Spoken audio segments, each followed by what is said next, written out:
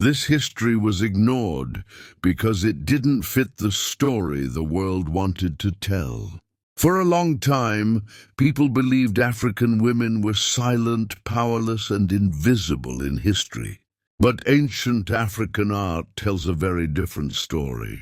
Long before modern history books were written, African artists carved, sculpted, and painted women as leaders, rulers, and symbols of life itself. These were not decorations, they were records. In ancient African societies, art was history, and the women shown in these artworks were not ordinary. They were queens, priestesses, mothers of nations. In places like Nubia, If, Benin, and ancient Egypt, women appeared in art wearing crowns, sitting on thrones, and standing beside kings, not behind them. Some ruled alone. Others ruled with men as equals. Their bodies were carved with strength, not weakness. Their faces showed authority, not submission.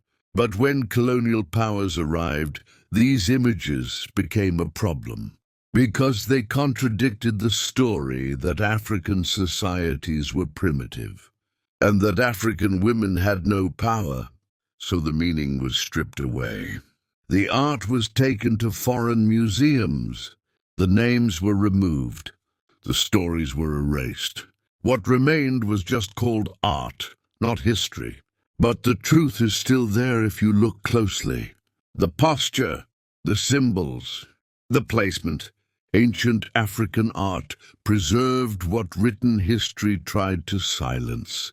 It tells us that African women were never voiceless. They were leaders long before they were erased. And the art remembered, even when the world chose to forget. If this changed how you see African history, like the video, if you want more stories, history erased, follow this page.